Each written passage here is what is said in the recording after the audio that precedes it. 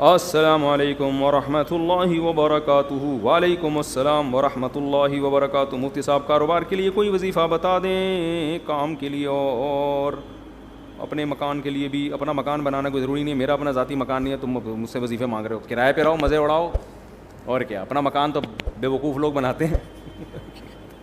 بہت پیسہ دے دیا اللہ نے اضافی, تو پھر بنا لو, ادھر ادھر ضائع ہو جائے گا. چلو اپنا مکان بنا لو, ورنہ مکان پہ بے وقوف لوگوں کا کام ہے یار.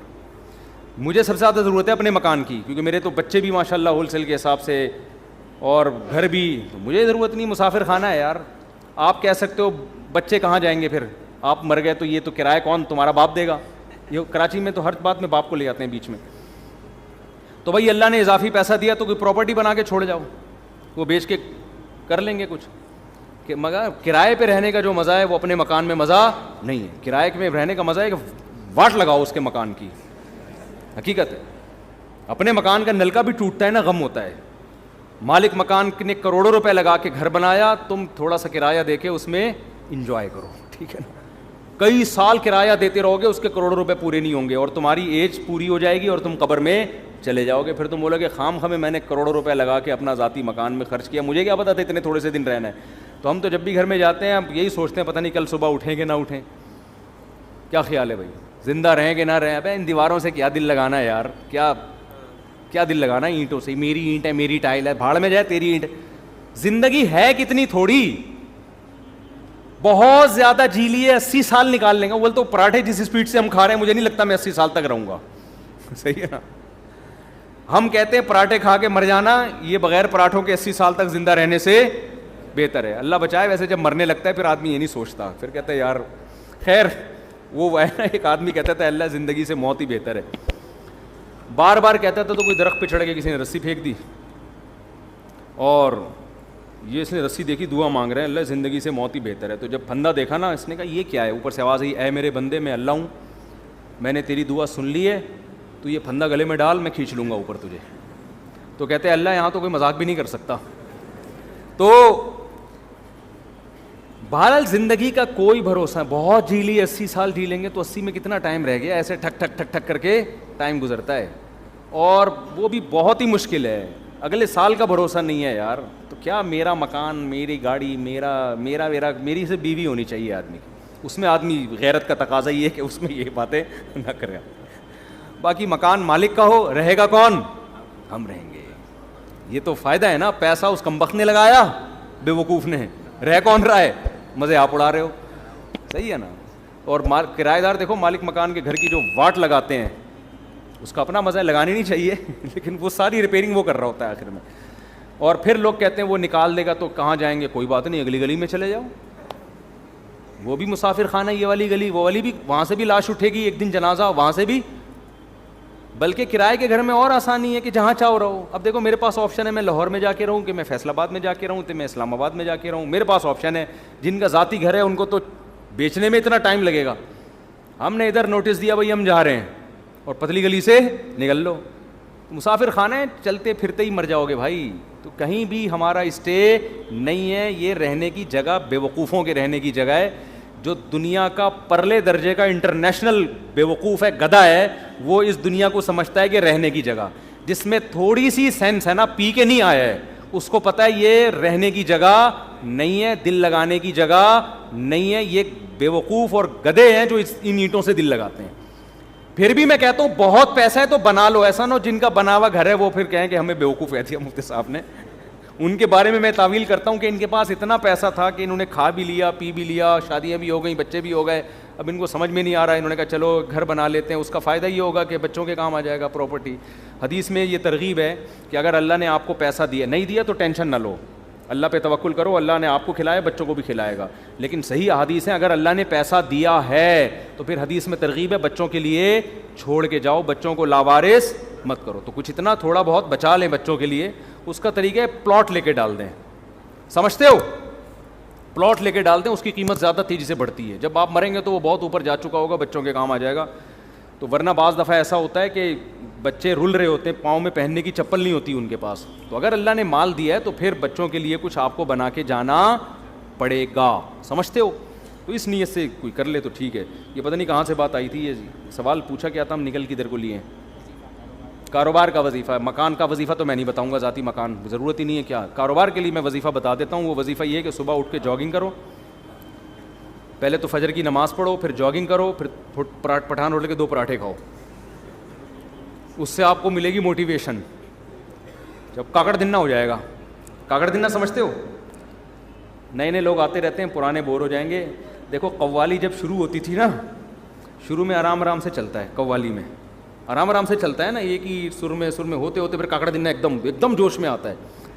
تو کاکڑ دنہ کا مطلب یہ ہوتا ہے ایک دم ہٹو بچوں کام ہو جائے اور ایک دم طبیعت میں جوش آ جائے. تو صبح فجر کی نماز پڑھو, پھر اس کے بعد کرو طبیعت سے جاگنگ, خوب پسینہ نکالو. پراٹھے نہیں کھاؤ, جو مرضی کھانا ہے کھا لو. اس تو ہو جائے گا, کیا ہو جائے گا, کاکڑ دنہ. آپ کی اسپیڈ بڑھ جائے گی.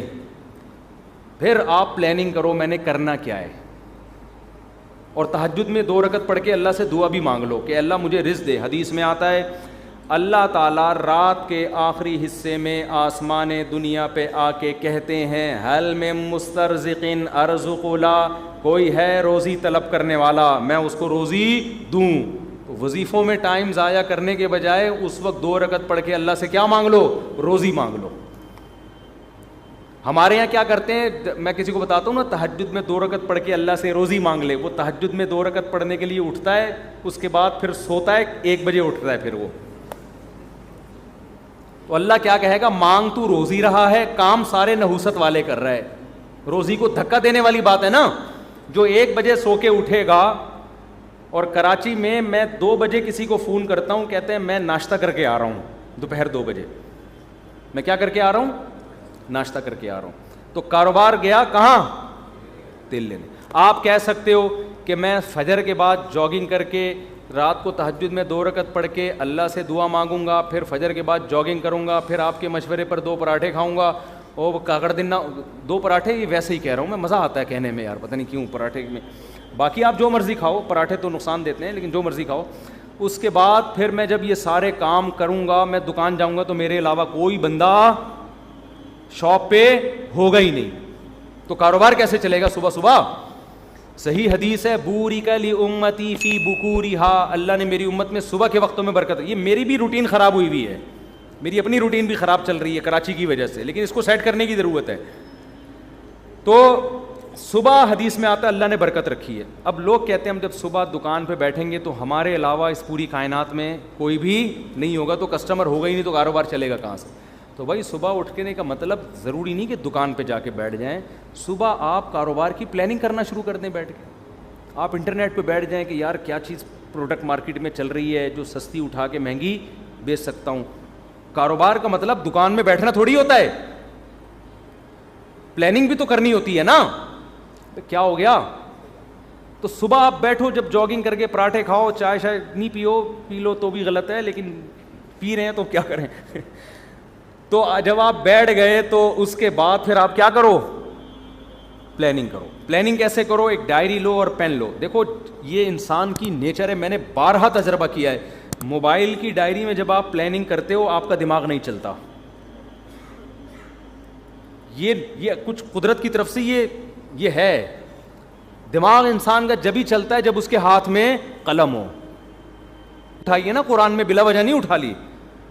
میں نے دیکھا ہے کہ میں اگر کمپیوٹر پہ کچھ لکھ رہا ہوتا ہوں نا, کوئی دماغ جیسے کتاب لکھنی ہے, کوئی مضمون لکھنا ہے, زیادہ دماغ نہیں چلتا کمپوزنگ میں. ادھر آپ نے پین اٹھایا اور ڈائری اٹھا کے لکھنا شروع کیا, دماغ چلنا شروع. پھر اس کو بے شک کمپوز کرا لو بعد میں. تو آپ پین اٹھاؤ, ڈائری اٹھاؤ اور لکھو کہ یار میں نے کاروبار کرنا کیا ہے. ہو سکتا ہے 6 ہفتے تک آپ سوچتے ہی رہو اور آپ کی سمجھ میں کچھ بھی نہ آئے. تو پھر آپ یہ سوچو کہ میں اپنی سمجھ میں لانے کے لیے کیا کرنا ہے پہلے میں نے, کہ میری سمجھ میں کچھ آئے. تو آپ یہ جملہ لکھو گے سوچ بچار کے کہ یار اس کے ماہرین سے میں نے مشورہ لینا ہے. سمجھتے ہو میں نے کیا کرنا ہے؟ کباڑ کا کام ہے آپ کا, تو کباڑ کے ماہرین سے کیا کرنا ہے؟ مشورہ لینا ہے. وہ مشورہ دیں گے نہیں آپ کو. پاکستان میں ایسا ہوتا ہے کہ کسی کو کوئی بزنس آتا ہے تو مشورہ دے گا نہیں, دے گا تو غلط مشورہ دے گا. جب آپ اس کے پاس جاؤ گے کہ کاروبار چل ہی نہیں رہا, رو رہے ہیں یار ہم تو کچھ ہے ہی نہیں, حالانکہ کروڑوں روپے کما رہا ہوگا, اس کو یہ ہوگا کہ یہ بھی نہ شروع کر دے کہیں.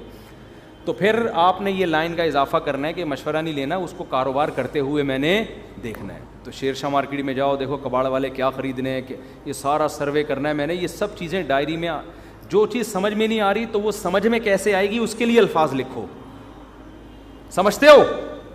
اس سے انشاءاللہ وہ جو آپ نے تہجد میں دعا مانگی تھی اس کے اثرات ظاہر ہونا شروع ہو جائیں گے. تو تمہارا باپ بھی پاکستان میں جس کو کاروبار نہیں کر رہا نا, وہ دنیا کا بہت بڑا بے وقوف ہے. یہاں گورے آ کے کر رہے ہیں کاروبار. ایک گورا کراچی میں ہے, اس کا کبھی میں انٹرویو لوں گا انشاءاللہ, مسلمان ہوا ہے وہ. اس نے کہا ہے کہ کراچی جس کی آبادی کتنے کروڑ ہو گئی, 2.5-3 کروڑ, وہ تو گورنمنٹ غلط وہ بتاتی ہے, زیادہ آبادی ہے, 1-8 کروڑ تو ہمارے گھر کے افراد ہوں گے. تو اتنی آبادی ہے. مجھے ایسا لگتا ہے کراچی کی جو آبادی کو کاؤنٹ کیا, میرے بچے نکال کے کاؤنٹ کیے ہیں ان لوگوں نے, مجھے ایسا لگتا ہے. تو اتنی بڑی آبادی میں تو بھی اگر کسی کا بزنس, یورپ تو ترستا ہے ایسی آبادی کے لیے, سمجھتے ہو؟ گورے ترستے ہیں یار ہمیں ایسا کراؤڈ ملے کہیں ہم بزنس کریں. یہاں گورے آ کے کروڑ پتی بن گئے ہیں کراچی میں. تو کراچی میں اگر کسی کا کاروبار نہیں چل رہا ہے, اس کا مطلب وہ کاروبار کے علاوہ دنیا کا کوئی اور کام کر لے, وہ پھر کہیں بھی نہیں چل سکتا.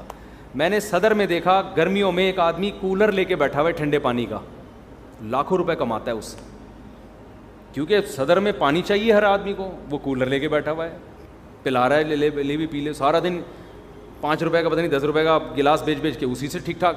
گنے کے رس والوں نے پراپرٹیاں خرید لی ہیں یہاں پہ, گٹکے والے بحریہ ٹاؤن میں گھر لے رہے ہیں. جب آبادی زیادہ ہوتی ہے تو بزنس چھانگا مانگا کے جنگلات میں تھوڑی ہوگا, بزنس تو یہی ہوگا. سبزی منڈی میں جا کے دیکھو کیسے کروڑ پتی, ٹماٹر بیچ کے ارب پتی بن گئے ہیں. تو کراچی میں تو آپ نے مائنڈ استعمال کرنا ہے, کھوپڑی استعمال کرنی ہے, تو کھوپڑی بھی استعمال کرو, اور رات کو بیٹھ کے تہجد میں اللہ سے 2 رکعت پڑھ کے دعا مانگو. صبح دوڑو, اس لیے میں کہہ رہا ہوں کہ اگر صبح دوڑے نہیں تو پھر کیا ہوگا کہ سستی میں پڑے ہی رہو گے. شیر شاہ کون جائے کباڑ میں جا کے, اور اگر گئے تو کمر میں درد, گھٹنے میں درد. اور اس نے کہا کہ یار یہ ذرا اسٹیل تھوڑی سی اٹھائی, اور جس زاویے سے اٹھائی قیامت تک کے لیے ویسے ہی ہو گئے. ایک صاحب نے مجھے اپنا واقعہ سنایا, کہہ رہے میں حج کرنے کے لیے گیا, ان کی عمر 50 سے اوپر تھی, سچا واقعہ ہے. کہتے ہیں میں حج کرنے کے لیے گیا تو پہلے چکر میں رمل کرنا پڑتا ہے نا, تھوڑا اکڑ کے. کہہ رہے میں نے یوں کیا تو میں یوں ہی ہو گیا, کیونکہ عادت ہی نہیں تھی ورزش کرنے کی, چلنے پھرنے کی. کہہ رہے ہیں ایسا پٹھے میرا پہلے جھٹکے میں ہی اٹکے ہیں, اکڑے ہیں, کہ اس کے بعد میں کافی ٹائم لگا دوبارہ نارمل کنڈیشن میں آنے میں. مالشیں ہوئی, پتہ نہیں میڈیسن لیے, پھر جا کے وہ رمل ہی رہا ان کا. اب تک میرا خیال ہے رمل ہی ہوتا رہا ان کا, گھر میں بھی رمل کرتے ہوئے آئے ہو.